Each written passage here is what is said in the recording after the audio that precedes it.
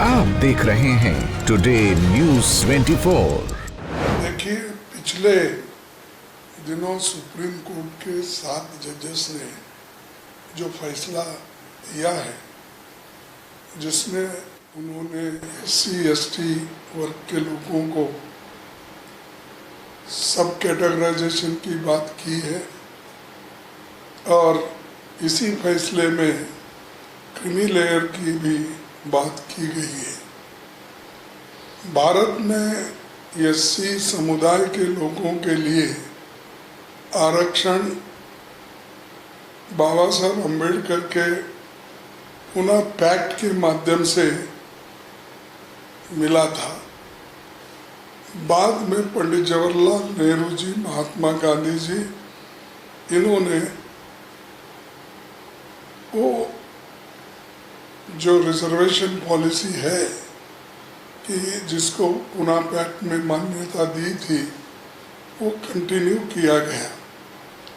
तरीके अलग अलग होंगे लेकिन उसको कंटिन्यू किया गया और हमारे भूतपूर्व प्रधानमंत्री हमारे जवाहरलाल नेहरू जी और महात्मा गांधी जी, देश के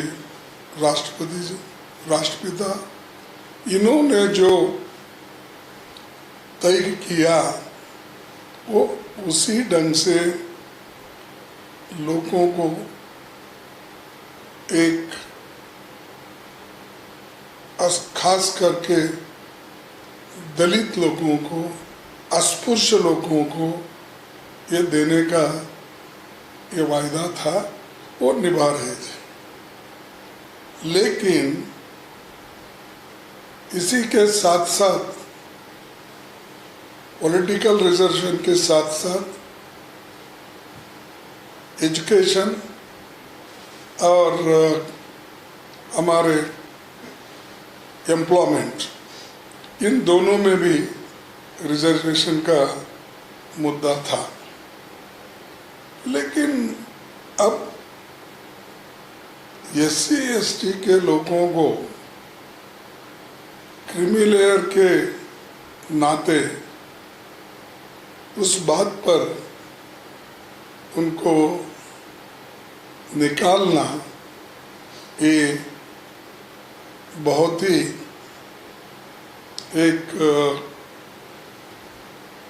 SC/ST के ऊपर एक बहुत ही बड़ी कुराड़ी उन्होंने डाली है और ये इरादा कि बीजेपी का आहिस्ता आहिस्ता रिजर्वेशन खत्म करना। एक तरफ से सरकारी नौकरियां जो थी, उन नौकरियों को उन्होंने प्राइवेट प्लेयर्स को पब्लिक सेक्टर सौंप के खत्म कर रहे हैं। लाखों वैकेंसीज है, वो भर्ती नहीं कर रहे। और दूसरी मजे की बात यह है कि इतने बैकलॉग वैकेंसीज हैं, उन बैकलॉग वैकेंसीज में शेड्यूल कास्ट के सभी ग्रुप मिलके भी कोशिश करने के बावजूद भी वहां पर भर्ती नहीं हो रही और किसी बड़े हुद्दे पे कोई शेड्यूल कास्ट का आदमी अभी भी नहीं है। तो इससे समझिए वो आप क्रीमी लेयर ला के क्या किसको फायदा देना चाहते हैं कि क्रीमी लेयर लाकर आप एक तरफ अछूत समाज को, शेड्यूल कास्ट को कुचल रहे और दूसरी तरफ जो लोग हजारों सालों से सभी चीजें एंजॉय किए हैं उनको दे रहे हैं। ये इसके लिए मैं ये कंडम करता हूँ और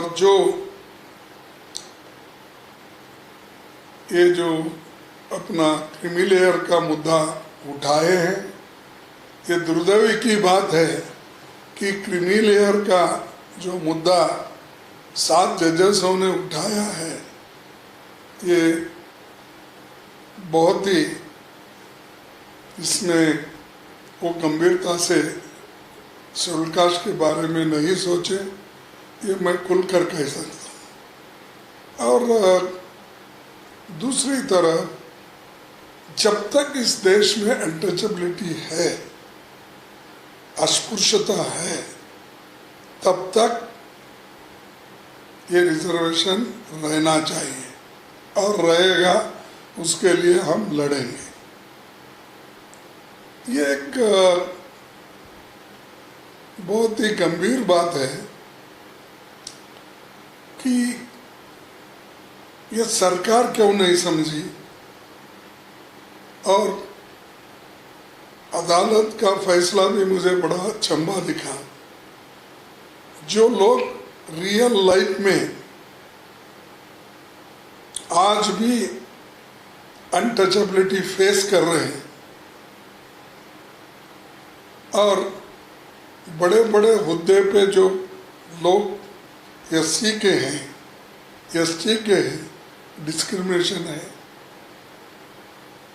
पैसा अगर है तो ही ये होता, ऐसा नहीं। पैसा रहते हुए देयर इज ए डिस्क्रिमिनेशन। अब कोविंद साहब किसी मंदिर पे गए थे, मैं सुना उनको वहाँ आने नहीं दिया, यानी दूसरी जगह बिठाया। मुर्मा जी के साथ वैसा ही ट्रीटमेंट हुआ। ऐसे कई मुद्दे हैं जहाँ पर डीसीज है, एसपीज है, और यहाँ तक आपको मैं बताना चाहता हूँ, चंद एरिया कर्नाटक में भी ऐसे हैं जिस गांव में वो आने ही नहीं देते और उसका भुगतान एक बीजेपी के मिनिस्टर ने भोगा कि उसको अंदर आने ही नहीं दिए, रोक दिए, ये पर्टिकुलर कम्युनिटी। तो ये जो जब तक ऐसे चीज़ें हैं तब तक आप रिजर्वेशन को छेड़छाड़ नहीं करना चाहिए। और मैं ये अपील करूंगा कि सब लोग एक होकर इस जो फैसला है, क्रीमी लेयर का फैसला, इसको मान्यता नहीं देना चाहिए और इसको हमेशा हमेशा के लिए इसकी बात नहीं करना चाहिए। और बाकी चीज़ें जो है बारीकी में है, हम सब कैटेगराइजेशन का उसका इसका हम चर्चा कर रहे हैं इंटेलेक्चुअल्स को बिठा के, किस किस स्टेट में, क्योंकि हर एक स्टेट में शेड्यूल कास्ट की लिस्ट अलग अलग है और किस लिस्ट से किसको कितना फायदा होता है, कितना नुकसान होता है, ये बारीकी से सोच के आगे हम कदम उठाएंगे। और इसके बारे में राहुल गांधी जी भी सोच रहे हैं। उन्होंने बहुत से इंटेलेक्चुअल्स को बुलाया था, लॉयर्स को बुलाया था, सभी को बुला के हमारे ही घर में मीटिंग भी हो गई हो। तो आगे इसको किस ढंग से लेके चलना हम ज़रूर उसको करेंगे। शेड्यूल कास्ट के हिफाजत के लिए जो करना है वो ज़रूर करेंगे। और आज रिजर्वेशन रहते हुए भी हाई कोर्ट जजेस में नहीं है लोग, शेड्यूल कास्ट के लोग। सुप्रीम कोर्ट में तो नाम के वास्ते एक दो आते हैं और secretaries, principal secretaries, joint secretaries, इसमें भी कोई नहीं है। कहीं एकादा दुकादा बाय मिस्टेक आ जाता है। तो इतना सब बैकलॉग रख लेके तुम क्रीमी लेयर लगाते हो, तो ये कभी हम सहन नहीं करेंगे। इस अगर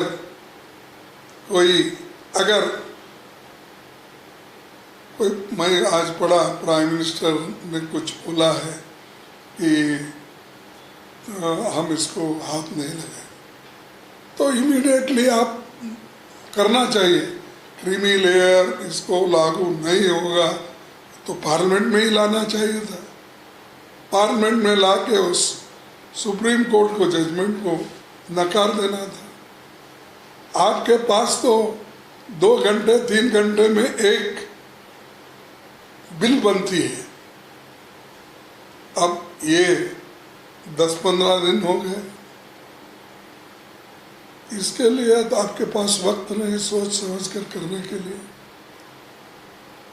ये इसके लिए हम सभी मिलके एक कंसल्टेशन कमेटी बनाए हैं, सब देखकर, और दूसरे NGO से भी हम मिलेंगे, उनकी राय भी लेंगे, सब लेकर आगे बढ़ेंगे। सर, कंसल्टेशन कमेटी की बात कर रहे हैं, आपकी कांग्रेस की है या पूरा इंडिया ब्लॉक के लोग हैं, जो पार्टियां हैं वो? नहीं, कांग्रेस पार्टी के लोग ये चाहते हैं कि दूसरे NGOs को भी इसमें इन्वॉल्व करें, उनसे पूछताछ करें। जो लोग 10, 20, 40, 50 साल से इस पे अभ्यास किए हैं और कॉन्स्टिट्यूंट असेंबली के जो भी विचार है उसमें जो डिस्कशन हुआ, उसमें डॉक्टर बाबा साहब अम्बेडकर ने क्या बोला, दूसरों ने क्या बोले, ये सब हमको देखना पड़ता है। इसके लिए ये कांग्रेस पार्टी सबकी राय लेके आगे बढ़ेगी। आखिरी सवाल सर, विपक्ष अब क्या, क्योंकि आपने कहा कि सरकार 2-3 घंटे में बिल ले आती है, या जहाँ इतने दिनों तक इसको लंबित रखा जब सेशन चल रहा है, तो अब आप लोगों को क्या लगता है, क्या वजह है कि ऐसी सरकार इस चीज़ पे आगे नहीं बढ़ी, और आप लोग सरकार के ऊपर आगे का दबाव विपक्ष पूरा कैसे कराए? देखो, पूरा विपक्ष एक है ऐसे चीज़ों में, और कल आपने देखा होगा जया बच्चन को बोलने नहीं दिया तो सब लोग एक हो गए, यहाँ तक कि सोनिया गांधी जी खुद वो प्रेस में गई थी। तो ये जो चीज़ें हैं नेशनल लेवल पे और देश के हित में और समाज के हित में हमको एक होके करना है, हम करेंगे। और SC ST के हिफाजत के लिए हम जितना लड़ना है हम लड़ते रहेंगे, और हमारी कानूनी लड़ाई भी जारी रहेगी, और लोगों को दबाव, सरकार को दबाव में लाने के लिए हमें क्या करना है। Thank you.